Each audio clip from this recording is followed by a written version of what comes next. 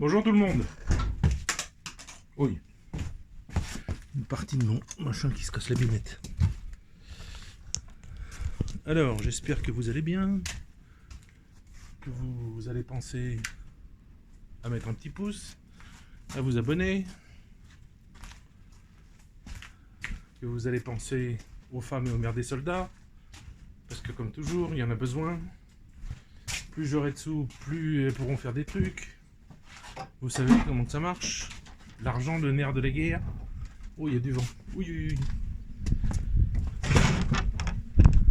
Oh, ça souffle. Je vais pas aller au milieu parce que je vais rester là. Peut-être bien même rester dans la grange. Bon, on a un temps à flotte. Il va y avoir de la pleu. Il y a une espèce de monstre là qui se promène devant la maison. Hein, Dina? Dina? Ah, ça sent bon là, hein. Bon, j'ai réussi à lui apprendre. Hier, j'ai passé une demi-heure à faire ça. J'ai réussi à lui apprendre à envoyer un bout de bois et qu'elle revienne avec. Ça lui a plu, donc voilà. J'aime bien comment elle fait. Elle surveille en fait. Elle est assise là, elle regarde, voilà.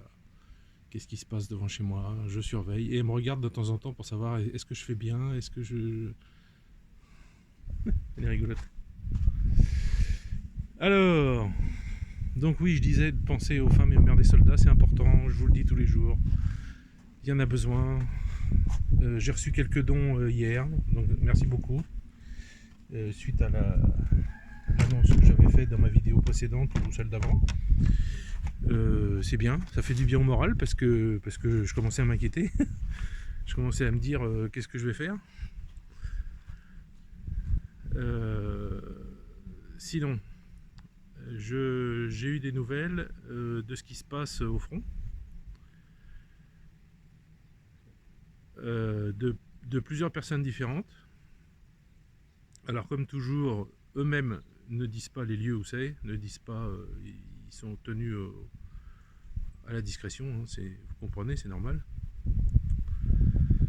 Alors, qu'est-ce que j'ai appris? Bah en fait, que ça va. Que ça va. Les tirs sur leur tronche, c'est très très sporadique maintenant. Vraiment. Et en plus, ils ont reçu du matériel qui leur manquait, c'est-à-dire du matériel de contre-batterie, c'est-à-dire un truc qui détecte d'où partent les tirs et puis qui balance la purée de là où c'est parti, quoi. Donc, évidemment, ça fait mal. Sinon, alors une petite histoire rigolote. Il y a une unité dont fait partie une des personnes que je connais. Si vous voulez, ils ont tous un petit peu une mascotte, c'est-à-dire ils récupèrent un chat, ils récupèrent un chien, ils récupèrent, j'ai entendu parler d'un canard. Un canard qui les suit partout, en fait, il est libre, mais il vole, mais il reste avec eux. Et figurez-vous que cette unité progressait dans un village qui avait été abandonné par ceux d'en face. Je n'ose même plus dire les mots maintenant. Et puis en passant, il y a le soldat de tête qui fait un bond, qui hurle, mais un cri d'horreur, parce qu'il n'avait jamais vu ça de sa vie. Donc les autres s'approchent, regardent, qu'est-ce qui se passe? Et il y avait un python. Vous imaginez, un python. Un truc de 5 mètres de long, diamètre, je sais pas moi, 30 ou 40 cm. Un truc énorme. Énorme. Et ben voilà, c'est ça leur mascotte maintenant. Ils l'ont emmené, et puis ils le gardent à l'arrière, donc quelqu'un lui donne à manger et tout. Enfin, je sais pas ce qu'il lui fallait. Peut-être qu'ils mettent des clapettes à souris pour... Ah, Dina a vu quelque chose. Ils mettent des clapettes à souris pour choper des souris, pour donner aux pitons, j'en sais rien, ou des lapins, je sais pas ce qu'ils font. Mais voilà, c'est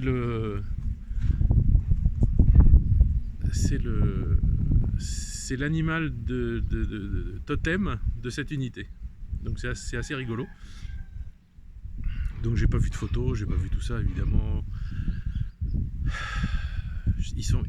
c'est dommage, mais c'est dommage pour nous. Mais ils sont hyper discrets avec les photos. C'est toujours des trucs.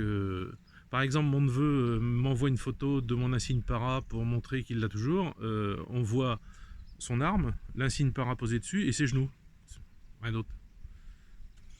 Voilà. Donc ça, ils ont reçu des instructions pour faire très attention avec ça. Parce que bah, le jeu, j'imagine qu'ils savent que les Américains scrutent n'importe tout ce qui passe sur Internet, tout ce qui trafique par Internet, tout. Ils regardent tout, les photos, tout ça, puis s'ils peuvent en tirer un renseignement, ils l'utilisent. Donc voilà, donc ils font très attention. Pour ce qui était du projet avec Maxime, le prêtre, qui est parti là-bas, je sais pas ce qu'elle a vu, mais donc il est parti là-bas. Alors il a posé la question à son commandant, etc. Le commandant est pas chaud. Alors c'est pas qu'il est pas chaud pour qu'on le fasse, mais c'est pour qu'on aide. Mais il est pas chaud pour qu'il envoie des photos. Parce que moi je lui avais dit, bah, ça serait bien quand même quelques petites photos pour montrer que bah qui vous êtes. Même s'il faut cacher les visages, même s'il faut mettre une cagoule, même s'il faut, même si on. Alors je lui ai répondu, mais oui, mais et si c'est des photos où on voit rien en fait, où c'est par exemple là où vous dormez avec le lit, la chaudière, pour montrer comment c'est quoi.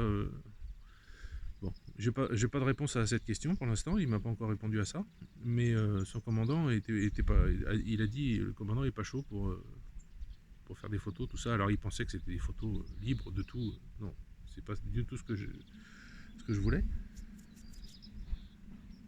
Et puis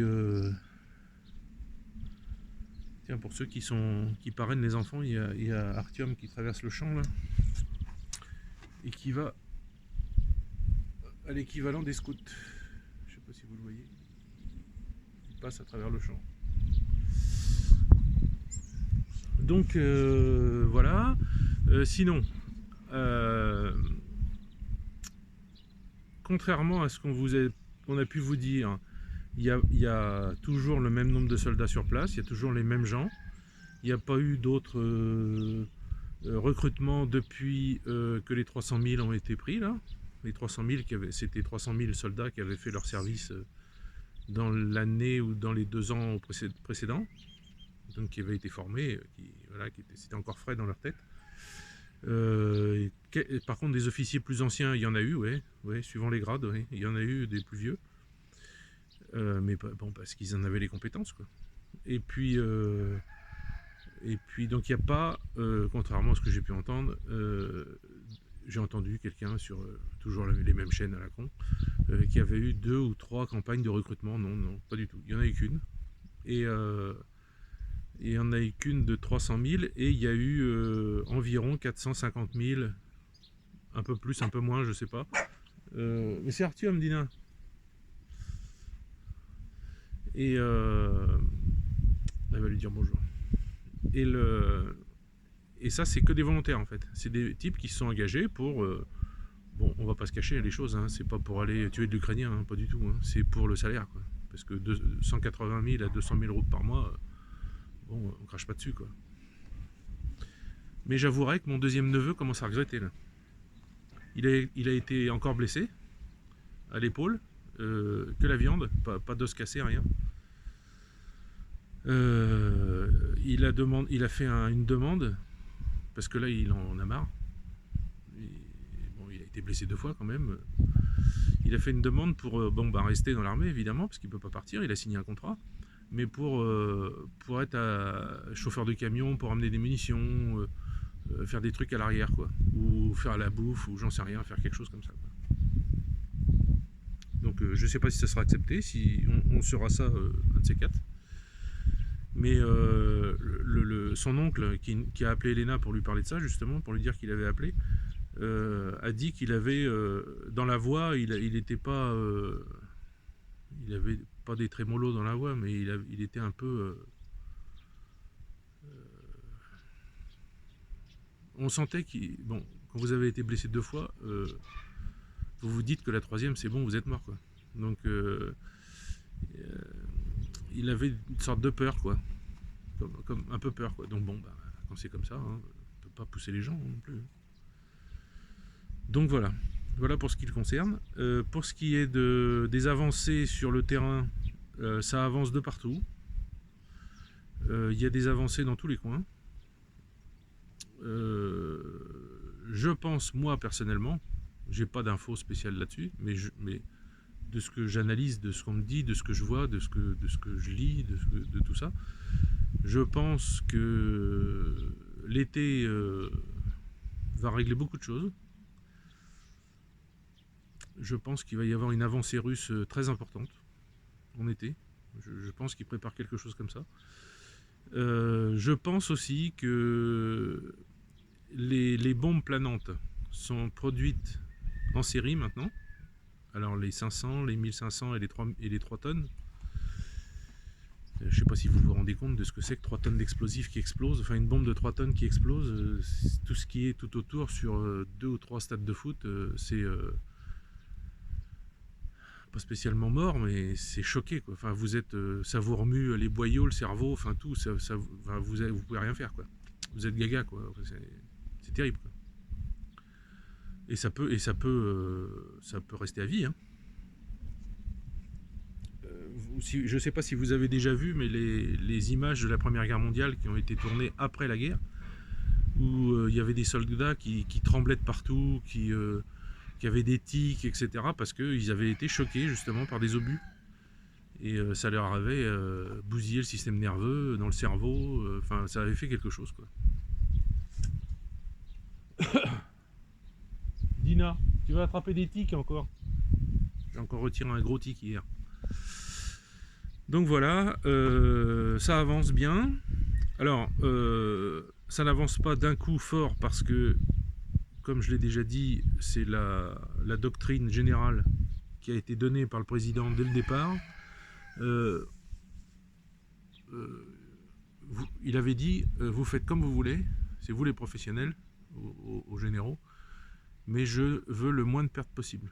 Donc, comment on fait pour avoir le moins de pertes possible? On fait le système américain, qui est maintenant le système russe, c'est-à-dire on bombarde, on bombarde, on bombarde, on bombarde, on bombarde, on bombarde, et quand il n'y a plus rien, enfin quand on imagine qu'il n'y a plus rien, on envoie des tanks, des machins blindés, enfin, et des types.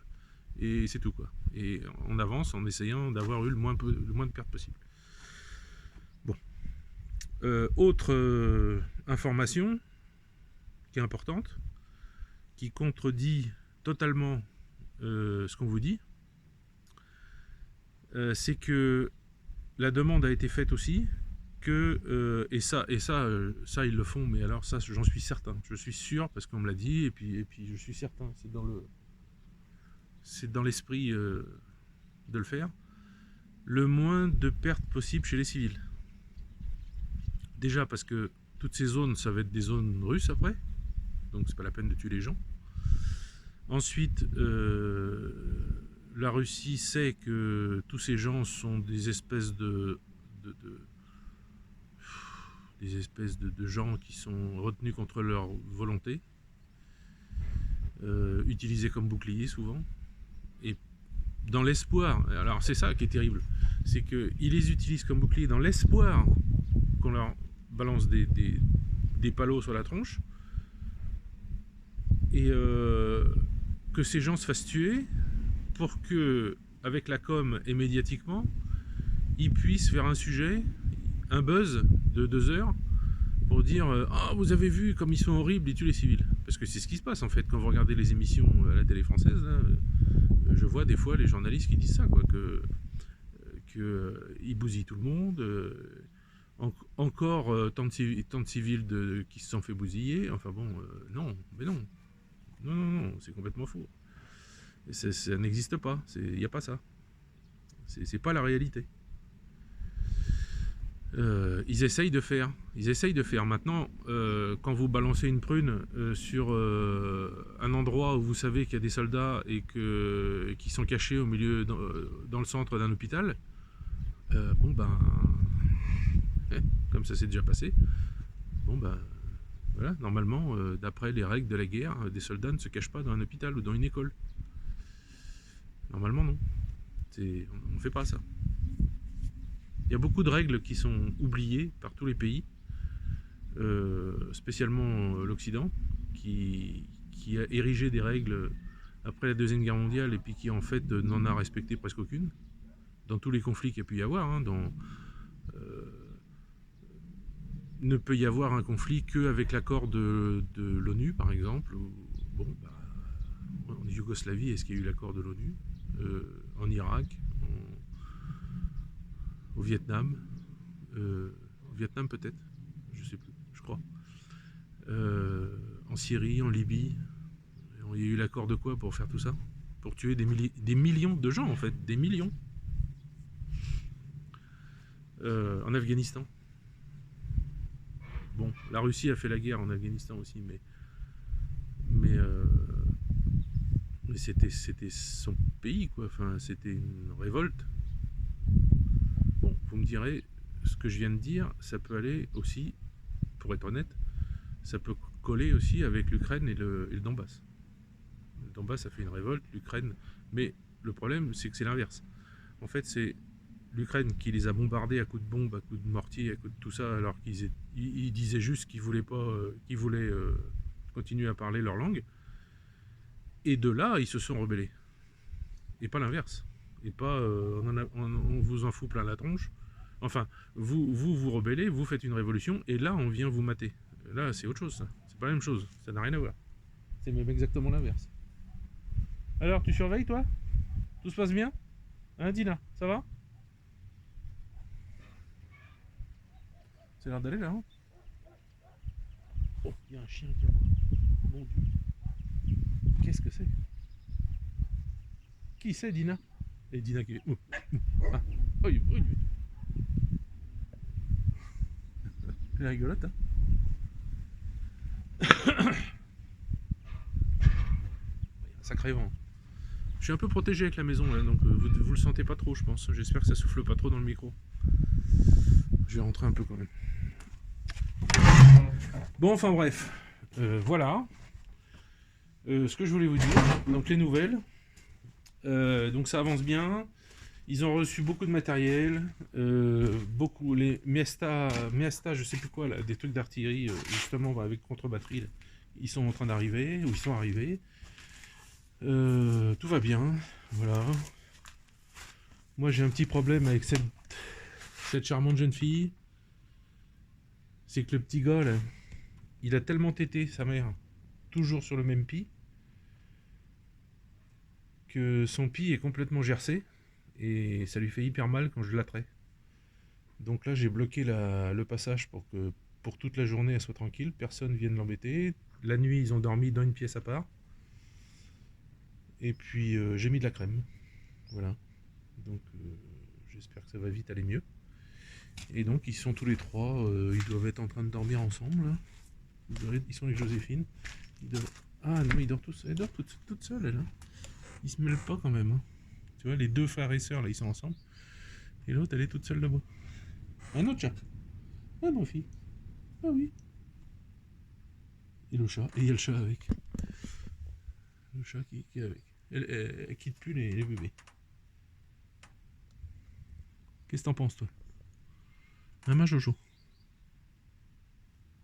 Jojo? Alors ce matin, Jojo me fait un grand plaisir. Je l'ai trait. J'ai mis le lait dans un biberon. J'ai donné le biberon au bébé. Elle était à côté. Elle a senti le biberon. Elle a senti tout ça. Et elle m'a tété le doigt. Comme un bébé. Alors que les chèvres adultes, ça fait plus ça. Gentiment. Bon, j'ai senti les dents quand même. Hein. Mais je l'ai laissé faire. Et elle m'a tété mon doigt. Et elle m'a fait des bisous. Ah ma Jojo. Oui ma fille. Tu es une belle fille. Mmh. Hein, tu sais qu'on parle de toi. Hein, tu sais. C'est qui Jojo? C'est toi? C'est Jojo? C'est la grosse Jojo? Non, elle est pas grosse. Hein, même à côté de Bellana, t'es pas grosse. T'es toute mince. Là, c'est parce que t'as eu les bébés, mais en temps normal, t'es toute mince. Putain. Regardez la petite qui dort la tête sur son frère.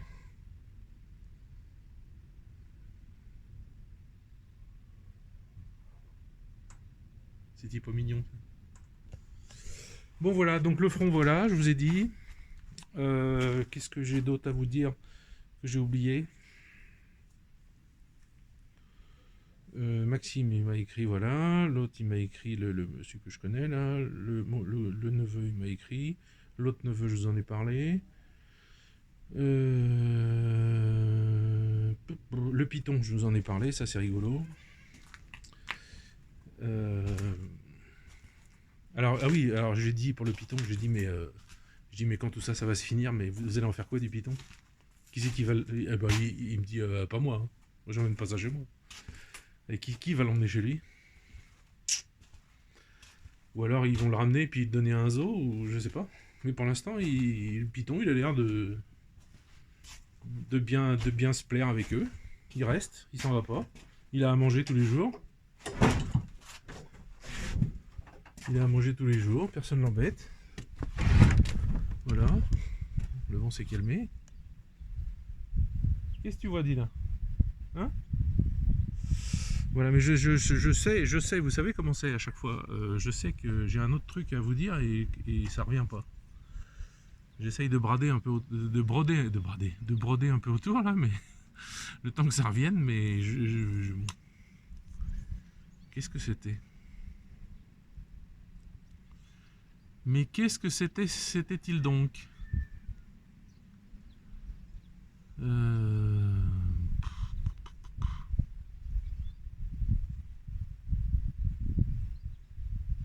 Alors, ah oui, c'est peut-être ça. Il y a un jeune d'ici qui a reçu une médaille du courage parce que pendant un assaut, il a... Alors, comment ça s'est passé? J'espère que j'ai bien tout compris. Pendant un assaut, le mitrailleur a été blessé. Le mitrailleur de la mitrailleuse, c'est RPK, je crois. Je sais plus comment ça s'appelle. A été blessé. Et lui était le chargeur de la mitrailleuse. Et il a pris la place du mitrailleur. Il a continué à tirer. Grâce à ces tirs, ça a fait reculer ceux qui étaient en face, qui défendaient en fait. Et en même temps qu'il tirait, il avait une radio et il a annoncé les positions des ennemis. Il y a eu des tirs d'artillerie sur les ennemis et ça a permis à son unité d'avancer et de sauver les blessés qu'il y avait, quoi, dont le type qui tirait avant. Donc ça c'est une bonne chose.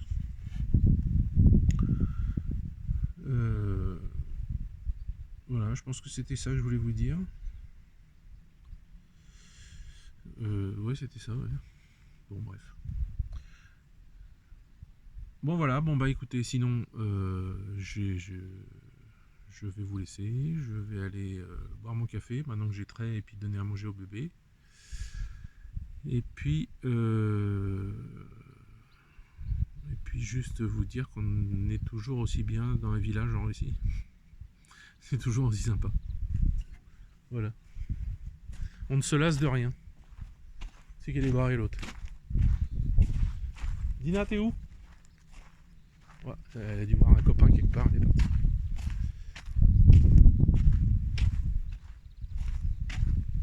Voilà, voilà. Bah alors Dina? Alors ma fille? Qu'est-ce que tu fais? Hein? Hé Dina! Dina! Viens! Oui, ça souffle.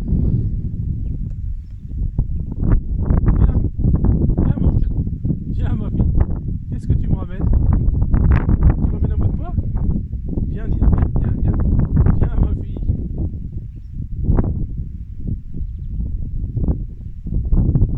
Qu'est-ce qu'elle a trouvé? Un os. Elle a trouvé un os.